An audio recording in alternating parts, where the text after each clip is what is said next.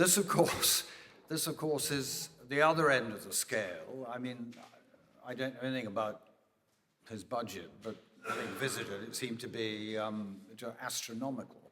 What astonishes me about Bletchley Park is how on earth something which is so intangible as intelligence gathering can be put into a museum. I mean, how do you? But he does. It's fantastic. If you've not been, it's one of the, one of the things you must go and see. And of course, the key is this idea of linking the past with the future, and that's, I think, probably the key that you're going to talk about. But over to you, sir.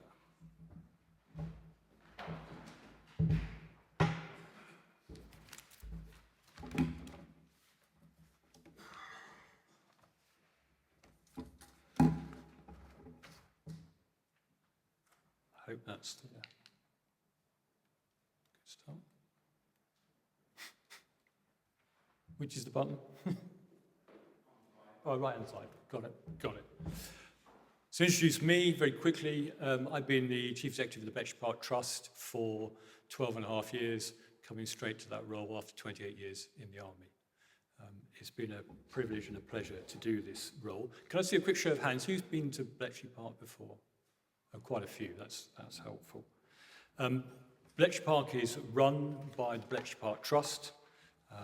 We are an entirely independent museum.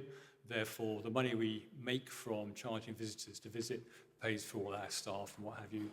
And almost all the money we use for our capital developments comes from fundraising, from corporate partners, trust foundations, and various other sources, including, very luckily, a couple of high net worth individuals from America who have been very generous.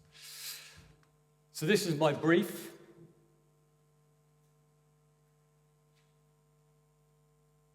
And in true military style, I'm going to break it down into 4 parts.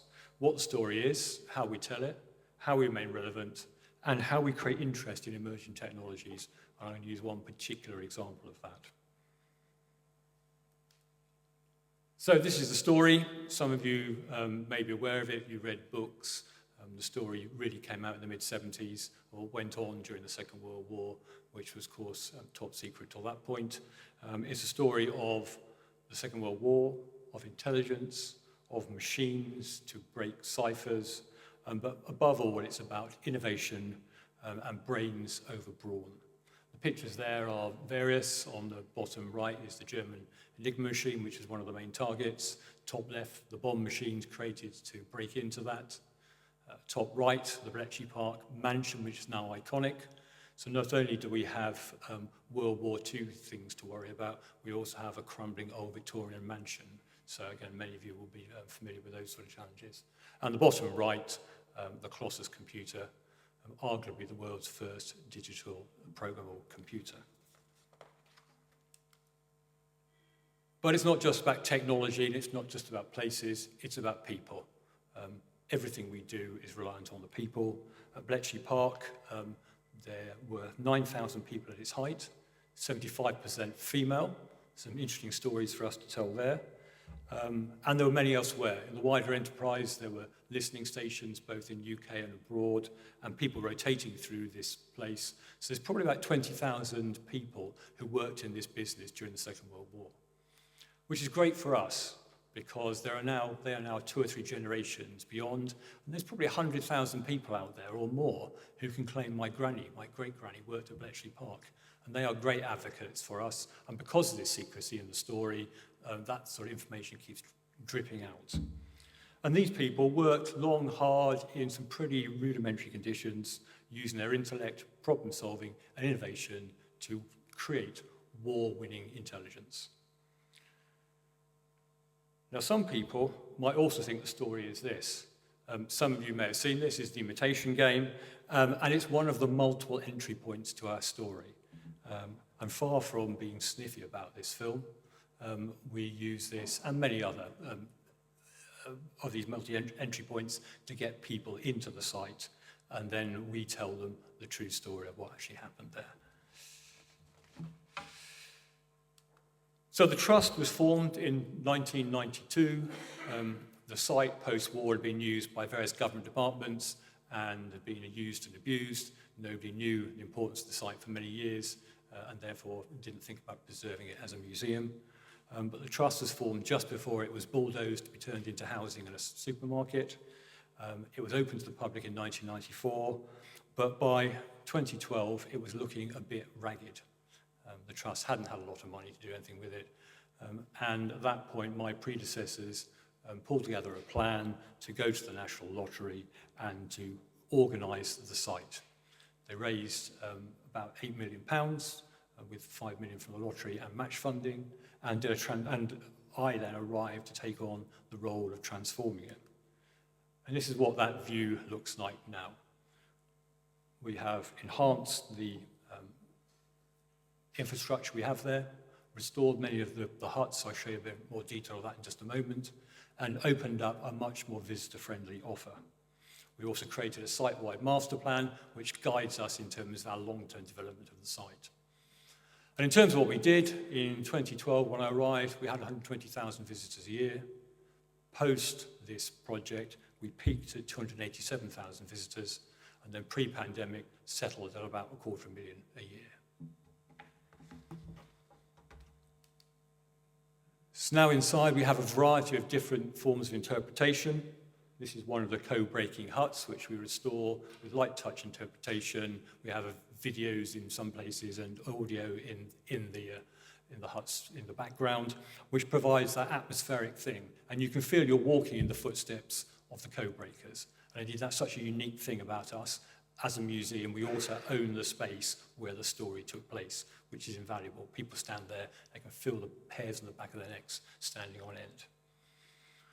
With further investment, we've rolled out other parts of the offer.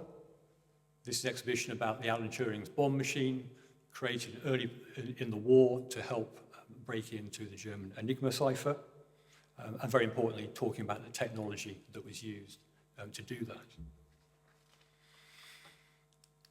We've also worked with partners. This is the exhibition that Jamie talked about. Our D-Day exhibition was rolled out in 2019 for the 75th anniversary. And this is an immersive 15, 16-minute experience where you take the Bletchley Park story, weave all the strands in, and show how it makes the impact. It's very easy sometimes to look at this brain-over-brawn story of Bletchley Park and forget the purpose is to create intelligence that helps win wars. And we've very much put that purpose back into our interpretation. Just recently, 2 years ago, we opened a brand new exhibition called The Intelligence Factory. When Bletchley Park started in 1939, it had about 200 staff. By the end of 1941, it had grown to about 800 staff. And by the end of the war, it had grown to 9,000 people on site. And this exhibition talks about that growth from the end of 41 through to the end of the war. And this is where I'll first pick up the relevance piece. Embedded throughout these exhibitions are modern-day reflections on the stories we're telling. So, for example, when we talk about the code-breaking piece, there's an exhibition that talks about the EncroChat phone that organised crime gangs were using and how that was broken by the police and the National Crime Agency. So everywhere through this, we're using modern examples to link the relevance.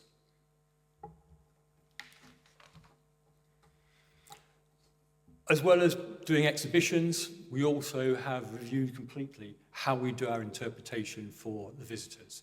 We're very much visitor-focused in our offer, so we offer a variety of different ways that people can access the story. Some of our fantastic volunteer guides doing guided tours every day. We have a multimedia device, people can hang around their necks and go around the site, as well as guidebooks and all the interpretation. So trying to work out all the various different ways we can engage. And breaking news, early next year we'll have an AI Alan Turing, which you can come and talk and ask questions about him, his life and his works. We also have a temporary exhibition programme. This is the current one, in fact it's just about come down this week I think, which is about the art of data. This is about visualising data. The Bletchley Park story is very much about big data. They pulled in a huge amount and had to organise that to produce the intelligence. We've taken a number of modern strands in this and talk about how today you need to organise data to get the understanding from it. And the next exhibition will be about AI, opening in February next year.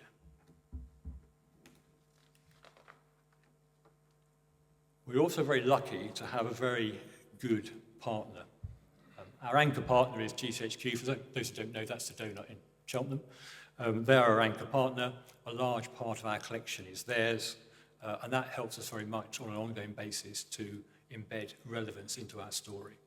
We work with them on all sorts of different projects where we collaborate and provide historical background to some of the things they're doing to try and recruit and what have you, and at the same time they provide us information. They keep reassuring me that there's nothing left in their archive to bring out, but it's amazing what they find behind cupboards and what have you.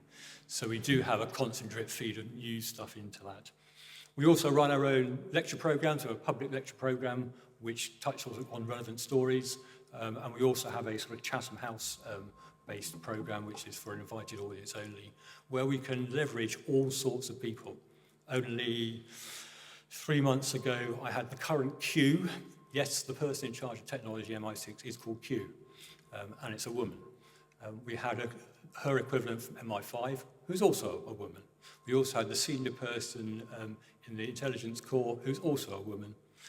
And we also had the director of GCHQ on a panel in our auditorium talking candidly about what they do and about women in intelligence. So we're very lucky to have a great network of people who continue to allow us to remain relevant in the stories we tell. My last piece was to talk about how we use all this to look at emergent technology. In July last year, a deputation from DCIT and the Foreign Office came to us and said, you know, Rishi was talking about doing something about AI back at the start of the year. He's keen to hold a conference. He wants to hold it at Bletchley Park. So once we sort of sat down and considered it, we very quickly signed the contract about bringing that whole circus to Bletchley Park. And hopefully, now if the technology doesn't fail me, I'm going to show you the promo video that the government produced. In the last decade, we've increased the amount of computing resource by a factor of 100 million. It's a very profound shift. This technology has advanced with ever greater speed. AI is the next leap forward. But we must and we will do it safely. So this autumn, the UK plans to bring together world leaders for the first major global summit on AI safety. There are clear and present harms that we need to address today. The problem is not how do we make people trust AI. The problem is how do we make AI trustworthy. So we're building a new partnership. If we want AI to be safe and to capture all its benefits, we need to collaborate. Enormous in complexity and global in scale. It is an effort that the UK is ready to lead on. So that was the cell. They saw the synergies between what we do and what they're trying to sell. Many of the luminaries in the world of AI in the UK started their business at Bletchley Park during the Second World War. So there are all sorts of reasons why we should host it. I'm just now going to talk about the practicalities of that. That's the impact on site. This is an aerial shot of the Bletchley Park site. There are 4 large white objects you can see in there. They're all temporary pavilions they put up on site. There were thousands of people involved with the project itself. There were 3,000 police alone. They built I can't remember how long it was, about 5 or 6 kilometre iron fence all around the site. Some of the local residents were moved. It was no mean feat. And I think the overall budget for it was somewhere upwards of £15 million. So this was a fairly huge effort. And the reason they came here and paid all that money was because of getting shots like this. Prime Minister sat in front of a replica of a World War II bomb and making the point that the inspiration of this site allowed them to talk about these modern challenges. It goes back to this innovation, intellect, and problem-solving piece that went on in the Second World War.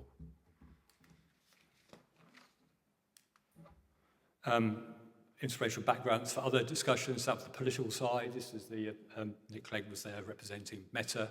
Again, they were keen to explore our story, how we talked about Bletchley Park during the Second World War, and what inspiration it was for them. And that applied to all the attendees. This is the obligatory family photograph. You can see some of the key people there, possibly the future President of the United States, who knows, and others. I think there were 28 nations plus the EU represented at this particular conference. This was at Bletchley Park, you wouldn't know it. This is one of those big white pavilions they created, a sanitised area where they sat around the table talking about what they were going to do. And the output from it was this, the Bletchley Declaration. You can read the things there, but fundamentally it's about AI safety and how collaboratively these nations are going to take the whole thing forward. Again, from a very Bletchley Park-centric view of the world, they're planning to meet every 6 months, and hopefully this is a seminal document that they'll talk about. So every time it's talked about, the Bletchley Declaration there, and they look back to Bletchley Park. So it's great for our reputation, and hopefully continuing pressing interest. This was just one of the many journalists who stood in front of the mansion on the press stand-up they had, with the mansion in the background, broadcasting to their nations. And Bletchley Park was on the TV in China, Japan, and various other places that it wouldn't even been on their radar, let alone on their television as a result of this. So that's how we use our story to hopefully inspire new generations, new initiatives, expose new technologies, and this is something we'll continue to do. We have a whole raft of corporate partners, as you might imagine, mostly from the comms and tech industry, but there are others who see this story of innovation, intellect, and the people behind it as something to inspire their new generation of employees, and they come and join our corporate program and make the most of the site and go around inspiring their people.